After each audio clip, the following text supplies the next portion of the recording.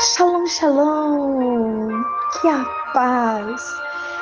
paz do Senhor Jesus, que excede todo entendimento, esteja sobre a sua vida e sobre a sua casa. O Senhor nos convida nessa jornada a sermos mais que vencedores em Cristo Jesus. Por isso que todos os temas é Jesus nos convidando a vencer. E nós estamos no nosso terceiro dia. E o título de hoje é Vencendo no Juízo Investigativo. Porque nós estamos rumo ao lar. Nós logo estaremos perante o juiz. Sabe que os ímpios, eles vão estar perante o juízo onde não há mais salvação. Mas eu e você, qualquer momento, estaremos perante o juiz. Mas todos aqueles que tiverem aceitado a Cristo, Cristo vai olhar e vai dizer: Pai, a Sirlene me aceitou. Pai, eu tô aqui para responder por ela. Que lindo, hein? Que lindo! Louvado seja Deus. Mas não é só pela Sirlene. É por mim, é por você que o Senhor diz perante o juiz: eis-me aqui. Quando você se batiza, você dá uma carta em branco, você assina para o seu advogado, que é Jesus Cristo. Pai, ajude-me, responda por mim perante o céu. Que bênção, porque Jesus, Ele é tudo na nossa vida. Louvado seja Deus. Perante o juiz, com sua própria força, o ser humano não pode enfrentar as acusações do inimigo. Está perante Deus com as vestes manchadas de pecado e confessando a sua culpa. Nós precisamos entender que nós temos que chegar como nós estamos a Ele, nos arrependermos, confessarmos, porque Jesus é o nosso advogado. Olha, Jesus, Ele apresenta uma eficaz alegação em favor de todo aquele que pelo arrependimento e pela fé confessa a Cristo. Por isso que todas as vezes que o Pai chama pelo nosso nome, Jesus, se nós tivermos aceitado a Cristo, Ele levanta a sua mãozinha e diz: eu morri por ela, ela me aceitou, eu sou o seu advogado. Pronto, não importa o quão longe no pecado tenhamos andado, nós temos um advogado fiel, um advogado que nos justifica, que nos limpa, que morreu, deu o seu sangue pela nossa vida. Cristo defende sua causa e, mediante os poderosos argumentos do Calvário, derrota o acusador. Por isso que ele levanta as suas mãos e mostra as suas marcas para todo aquele que o aceitou. Sua perfeita obediência à lei de Deus, a lei que o Senhor nos deu poder no céu e na terra. E solicita a seu Pai misericórdia, reconciliação. Você sabia que a Arca da Aliança tem a mesma altura do altar de holocausto? Entrem pelo novo e vivo caminho. É o convite de Jesus em Hebreus. Esse novo caminho que eu encharquei com sangue. O primeiro móvel é o altar de holocausto. O último móvel é a arca, andando pelo caminho do santuário. A arca está a lei. E nós precisamos do equilíbrio. Nós precisamos da graça, da misericórdia, do amor escancarado de Jesus. Mas nós precisamos de guardar a lei que o Senhor nos ensinou. A lei que o Senhor nos ensinou a cumprir, porque Jesus diz: eu não vim para revogar, eu vim para cumprir. Então nós precisamos entender a importância, porque Jesus Quando eu estive aí com vocês no nosso último encontro, na semana de oração, nós fomos vendo o Sermão do Monte detalhe a detalhe. Lembram? Então, Jesus ele veio e ele trouxe a lei de uma maneira tão especial. Porque na lei diz não cobiçará, mas o Jesus ali no Sermão do Monte ele diz assim, olha, se teu olho te faz cobiçar, arranca teu olho. Está muito mais profundo a forma que Jesus nos convida a guardar a lei. Então nós precisamos entender. Então, olha, os Pai, com toda misericórdia e reconciliação para com o ser humano culpado. E ali nós temos os nossos pecados apagados. Ao acusador do seu povo declara: o Senhor te repreenda, ó Satanás. Estes são os que foram comprados com meu sangue, tições tirados do fogo, e os que nele descansam pela fé. Ele dá a certeza: eis que tirei de você a sua iniquidade, e agora vos vestirei com roupas finas. Louvado seja Deus. Isso está em Zacarias 3, verso 4. Todos os que se vestirem da justiça de Cristo estarão perante Ele como escolhidos, fiéis e leais. Satanás não pode ter poder para arrancar da mão do Salvador. Cristo não permitirá que fique sob o poder do inimigo a pessoa que com penitência e fé clama sua proteção. Profetas e Reis, página 31. Nós precisamos clamar pela proteção divina. Precisamos colocar nossa vida em sintonia com Jesus. Temos que deixar Cristo viver em nós. Lembra da nossa história? Da nossa história que nós estamos estudando como um paralelo desses 10 dias? As águas de Mara, Elim, Refidim, aprender a agir em unidade. Porque quando esse povo sai do mar, e apesar de ter visto aquele milagre, de presenciar aquele milagre, ainda eles não confiavam em Deus. Nós precisamos confiar no Senhor Jesus. Plenamente confiar e descansar. Eu quero mencionar algo aqui para vocês que o Senhor me fez lembrar agora.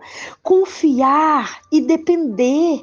Porque quantas vezes confiamos e não dependemos? Você sabia que Abraão ele teve que passar por aquele sacrifício de provação com o seu filho Isaque, porque ele era o pai da fé. Mas quando o Senhor disse para ele que ele seria pai de uma grande nação, ele confiou nessa promessa, mas não dependeu. Por isso ele teve um caso com Agar. E agora ele tem que ser provado. Isaque, ali ao ser o cordeiro, e Abraão representando o pai, porque o nosso arqui-inimigo, o grande acusador, de que falou agora a lição aqui da jornada dos 10 dias. Queridos, nós precisamos entender que o nosso arqui-inimigo, o acusador, ele vai todo o tempo nos acusando. Ele diz assim, peraí, como é que ele vai ser o pai da fé se ele não dependeu? E foi lá e teve um caso com Agar e ali gerou Ismael. Então agora Abraão tem que ser provado. Mas veja, a gente pode entrar nisso num outro momento. Só um spoilerzinho aqui. Veja que quando Abraão vai provar Isaque, e agora ele precisa ser provado porque ele não dependeu, ele não confiou em Cristo Jesus, ele não confiou no céu, ele não confiou na Trindade. E agora, quando ele vai sacrificar Isaque, que é uma representação de Cristo, diz, onde está o cordeiro? E agora, ele é um novo homem que ele diz, Deus proverá. E Deus proveu. Logo na sequência, Deus proveu. Sabe, tem uma música que eu gosto muito que ela diz assim: haja o que houver, venha o que vier, irás prover de novo. Eu creio em ti, haja o que houver na sua vida. Se você depender, Ele é Jeová Jiré. Ele proverá. Ele é o grande eu sou. E esse povo, apesar de ter presenciado, imagina um mar abrir, paredes de água, e aquele povo ainda não confiar, não depender de Deus.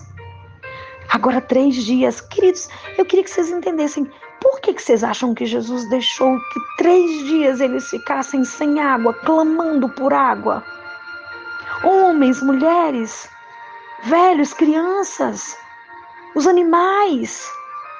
Por que você acha que o Senhor permitiu que 3 dias? Não vai ser hoje que eu vou responder essa pergunta, mas nós vamos entender isso claramente. Por que 3 dias sem água? Isso é muito forte entender. Só há segredo na palavra quando nós entendemos o profundo. Só ali há segredo. E precisamos entender por que 3 dias sem água. E quando encontra água, água amarga. Deus levou aquele povo à decepção. Moisés e Deus sabiam que aquelas águas eram amargas, mas Deus, Ele queria provar esse povo. Deus fez isso porque Deus queria ensiná-los a confiar e a depender somente nele. Aqui no juízo investigativo, nós precisamos confiar, porque por nós mesmos somos trapos de imundície, mas nós temos um advogado, Cristo Jesus.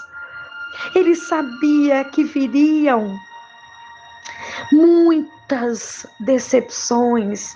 Ele queria mudar o comportamento. Ele queria que esse povo aprendesse a agir de forma certa diante de uma crise. Aprender a agir de forma correta em tempos de crise. Em tempos que o Senhor nos prova, Ele nos ensina. Mas, sabe, nós precisamos deixar Cristo nos conduzir. Nós precisamos disso, sabe? Lá em Refidim, eles teriam que ter um comportamento de ajuda com a liderança. Não podia ser murmuração, porque iriam levantar os braços de Moisés. Se eles não tivessem passado ali por Mara, jamais teriam aprendido essa lição. Um dia, em dificuldade, eles aprenderam a agir em unidade. No outro dia, uma bênção tão imensa. Então eles passam por aquele deserto, chegam ali nas águas de Mara. Sabe, se os nossos antepassados não tivessem murmurado, eles teriam logo chegado na Terra Prometida. Quem é que vai entrar na Terra Prometida? Na Canaã Celestial. São aqueles que têm aprendido as lições de Jesus. Confiar e descansar, depender dele. Fé é confiar e depender, descansar no Senhor, sem murmuração. E nós precisamos aprender com os nossos antepassados. Por que eles ficaram 40 anos no deserto, vagando no deserto? Porque murmuraram. Porque murmuraram. A gente vai continuar, sabe? Nós vamos continuar aprendendo grandes lições desse povo. Mas nós não podemos esquecer dos nossos motivos de oração. E nós hoje vamos orar por maior compreensão do julgamento que está acontecendo no céu. Pela educação adventista, pelas editoras, pelos canais de televisão, pelas fábricas de alimento da Igreja Adventista do Sétimo Dia. Nós temos uma escola adventista aí. E eu sei que Deus levantou uma líder que, modéstia à parte, eu amo muito. E eu sei que ela está dependendo dos milagres do Senhor Jesus. Vamos orar em especial pela nossa irmã Daisy, essa serva que Cristo Jesus levantou para cuidar de crianças. Vocês já pararam para pensar, queridos, desde que eu fui aí, essas crianças não saem da minha mente. Lembro de cada uma delas. Lembro da que estava com presilhinha, da que tinha trança, do rostinho de cada um deles. Porque naquele momento, naquela escola, o Senhor me disse: filha, ore, porque esses são quem vai se cumprir Joel 2:28. Vocês acham que o inimigo quer essa escola aí? Vocês acham que o inimigo está feliz com essas crianças aprendendo, tendo uma cultura diferenciada, um ensino diferenciado? A palavra culto vem de cultura. Por isso que Deus separou um povo e deu uma cultura para eles. Por isso que Deus separou uma educação para ensinar as nossas crianças. Quantas crianças às vezes não têm o base, a oração em casa, mas tem na escola? Vocês acham que Satanás está feliz com essa escola? Jamais, queridos. Ele não está. Mas nós vamos orar, em especial por todas, claro, mas em especial por essa escola. Essa pequenina escola que ganhou o meu coração.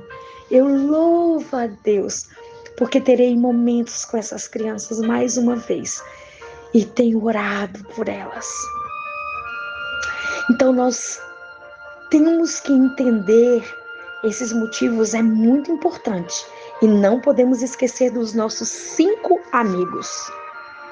Todos os que verdadeiramente tenham arrependido do pecado e pela fé hajam reclamado o sangue de Cristo como sacrifício expiatório, tiveram o perdão acrescentado e tendo o nome ali nos livros do céu, tornando-se eles participantes da justiça de Cristo e verificando cada vez mais o caráter em harmonia com a lei de Deus.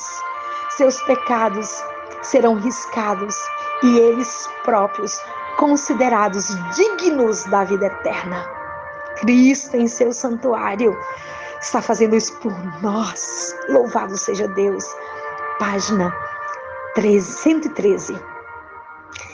Como viver diante do juízo? Estamos no juízo investigativo e a obra para o momento é examinar solenemente nosso coração. Sobre cada um de nós recai o dever de considerar e vigiar e orar. Você não é ordenado pelo Senhor a examinar o coração do próximo. Não, nós temos que dar conta da nossa vida. Que sua capacidade de investigação seja posta em ação para descobrir que mal está à espreita em seu próprio coração.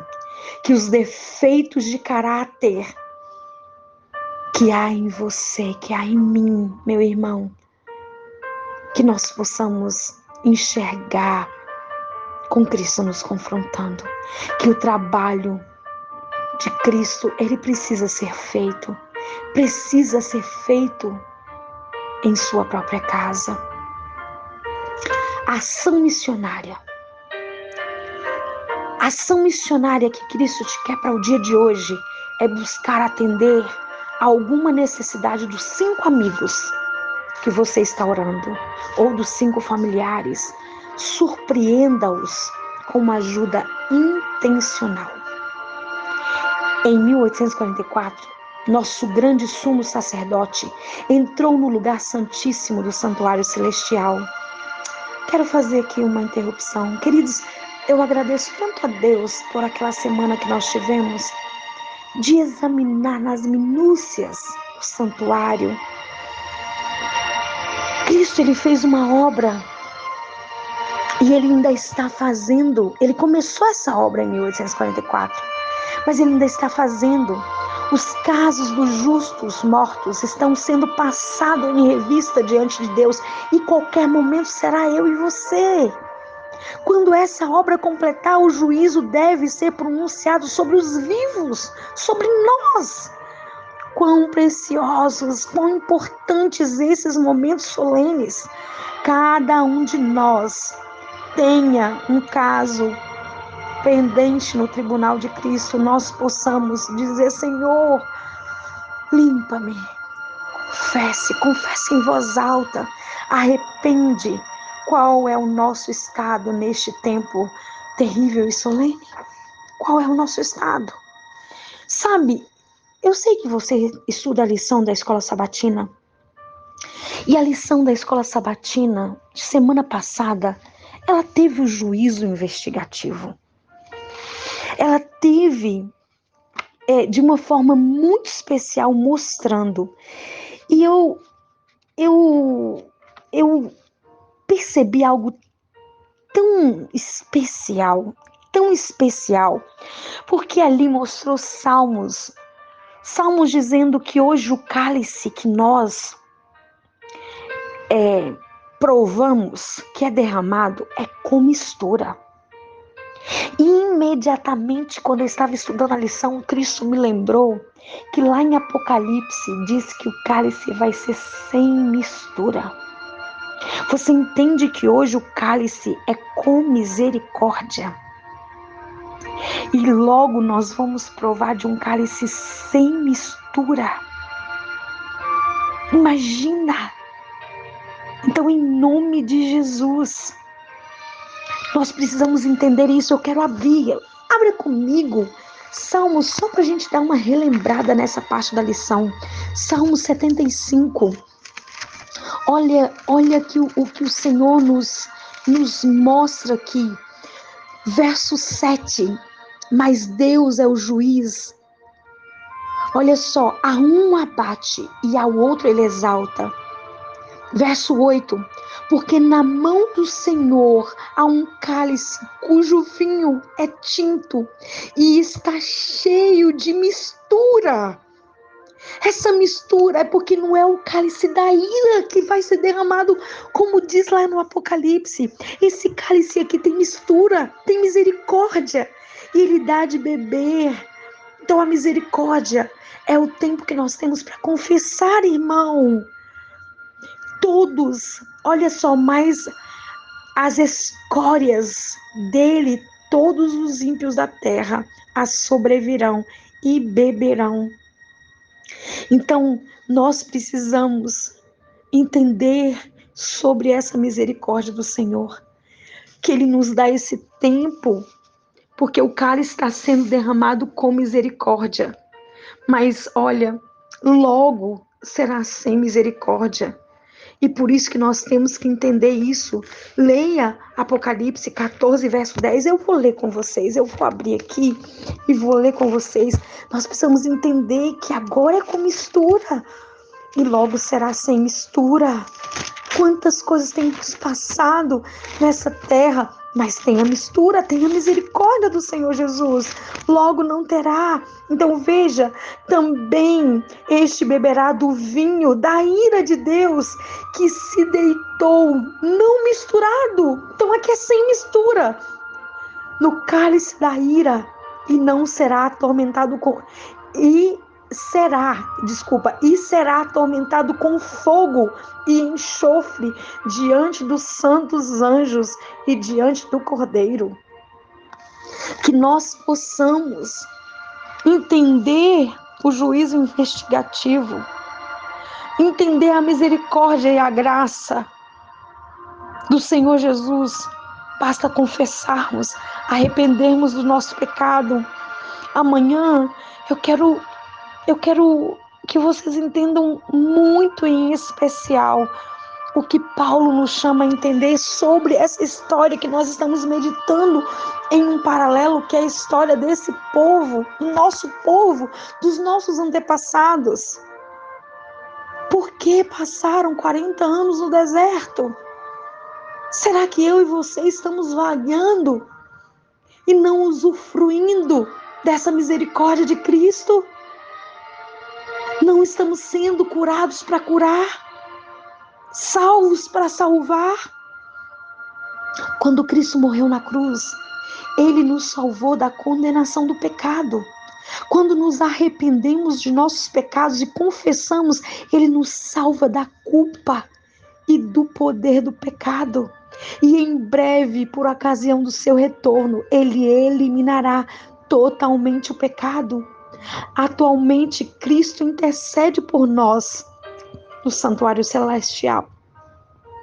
Coloque em nosso favor sua justiça, seus méritos e seu poder para conduzir a verdadeira e definitiva reforma espiritual. Esse é o tempo. Assim, todas as áreas da nossa vida são alcançadas pela graça divina, reformadas por sua presença. Hoje é o dia de agradecermos sua oferta de graça e pela possibilidade de voltar à presença de Deus por meio de Cristo. Senhor Jesus, muito obrigada. Muito obrigada pela obra que o Senhor faz no santuário celestial. Não merecemos tamanha graça. Senhor, obrigada por esse cálice que Salmos nos lembra, cheio de mistura, cheio de misericórdia.